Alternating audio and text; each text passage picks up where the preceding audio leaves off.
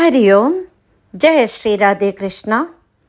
We offer our obeisance to Shri Krishna, who is the embodiment of knowledge and who imparts such knowledge to all those who seek it from him. This is what Arjuna does in the Gita. That knowledge is the supreme knowledge, the knowledge of the absolute reality, the knowledge of dharma, the knowledge of righteousness, the knowledge about the right way of living. With this prayer, let us start our journey in the Gita Ganga and crave for Sri Krishna's enlightenment. What is Bhagavad Gita? The dictionary meaning of the word Gita is a song or poem containing an inspired doctrine, and the word Bhagavad means a blessed or divine one. Hence, Srimad Bhagavad Gita is called as the song of God, the divine song, the song of the Lord, etc. Bhagavad Gita's another title is Moksha Shastra or Scripture of Liberation.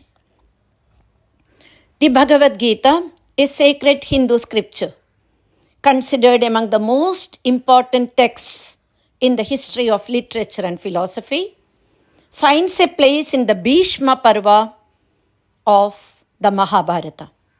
It comprises of 18 chapters spread out in 701 shlokas. Author of Bhagavad Gita is sage Vedavyasa, the compiler of the Mahabharata, who wrote this epic through the hands of the Lord of Wisdom, Sri Ganesha. The content of the Gita is the conversation between Lord Sri Krishna and Arjuna, taking place on the battlefield of Kurukshetra before the start of the war between the two clans of brothers, the Kauravas and the Pandavas, responding to Arjuna's confusion and moral dilemma about fighting his own cousins. Supreme Lord Sri Krishna explains to Arjuna his duties as a warrior and prince and elaborates on different Vedantic concepts. This has led to the Gita being described as one of the Prasthanatraya, the three sources of authority of the canons of Hindu philosophy, the other two being the Upanishads and the Brahma Sutras. The Bhagavad Gita can be studied from different angles, such as a historical text, a spiritual treatise, a scriptural text for daily chanting and prayer, a divine song or poetry, an exposition of grammar and meter, or even as a management manual, depending on one's own outlook and purpose. Our objective is to study this as a spiritual text and try to find out its main theme. Our ancient rishis has given us a 6-point test to determine the central theme of the text.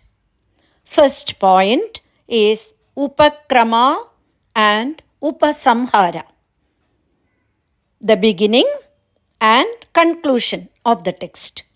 The crux of the subject in the text starts with Arjuna's confusion, his acceptance of the delusion and surrender to the Lord as a disciple with request to teach him what is best for him. The text ends with his statement that all his doubts were cleared, his delusion is gone, and he regained his memory of the self. This kind of beginning and end shows that the Bhagavad Gita contains the knowledge that removes the delusion and bestows the supreme good. The second point is Abhyasa, repetition and emphasis in the text. For example, Sri Krishna frequently tells Arjuna not to grieve and puts forward the reasons from several angles like the true knowledge, duty, etc. The concept of Sthita Prajna has been highlighted in several ways at various places, which shows that imparting self-knowledge is the keynote in the text. The third point is apurvata, the novelty or uniqueness of the theme. Sri Krishna calls this self-knowledge as a secret guhyam because normal extroverted minds cannot grasp it and hence very few succeed in knowing it, hence unique. The fourth point is bhalam or the fruit or the end result of the study of the text, removal of sorrow and confusion and attainment of supreme knowledge, that is enlightenment, are the end result of the study of this text. The fifth point is arthavada, positive praise of the subject, and negative condemnation of the opposite. For example, supreme self-knowledge is praised and spiritual ignorance is condemned through many shlokas. The sixth and last point is upapatti, illustration and reasoning. We find Sri Krishna giving a lot of logical explanations and reasoning to convince Arjuna about his teachings. The nature of self is also revealed through examples and reasoning. This indicates the supreme knowledge or Tattvajnana is the main subject matter of the Gita. Thereby, self-knowledge, Atmajnana, which eliminates our ignorance and the consequent problems created and bestows the ultimate good for all of us, Shreyas, is the core theme of the Gita Shastra. The entire Bhagavad Gita is divided into 5 topics, which are identification of the problem, finding a solution, implementation of the solution, understanding the values of life, and achievement of perfection.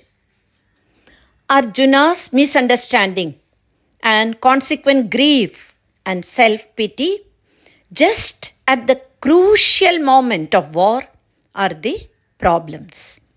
The Gita offers a long-term solution with which anybody can face any situation in life at any time, anywhere. Finding solution is not enough. We must know how to implement it. The Gita provides us with a practical guidance that helps us to understand how to live according to the guidelines offered. But living a life according to the guidelines offered is also not adequate if his value system will revolve around making money by any means to satisfy his never-ending needs.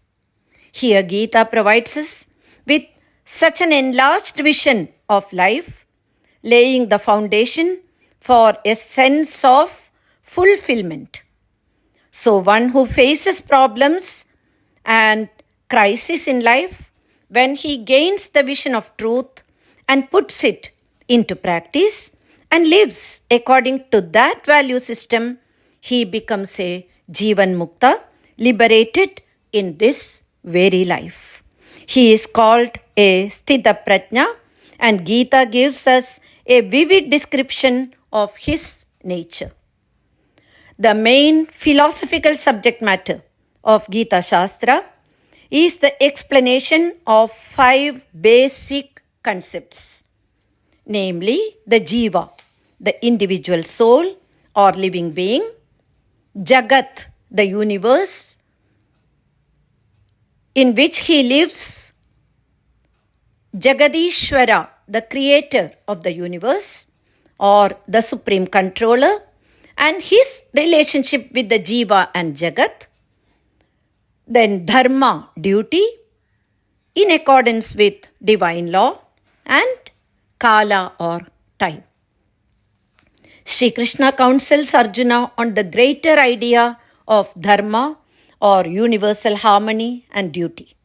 He begins with the tenet that the soul is eternal and immortal. Any death on the battlefield would involve only shedding of the body, whereas the soul is permanent. In order to clarify his point, Sri Krishna expounds the various yogic paths to understand the true nature of the universe. He describes Karma Yoga, Dhyana Yoga, Bhakti Yoga, and Jnana Yoga through detachment from the material sense of ego. The yogi is able to transcend his or her illusory mortality and attachment to the material world and enters the realm of the Supreme.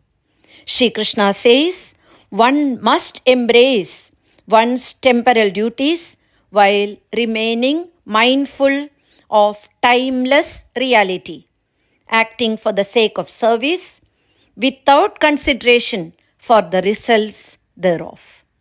Such a life would naturally lead towards stability, happiness, and ultimately enlightenment. The centuries-old Bhagavad Gita continues to be the most relevant beacon light for all of us today.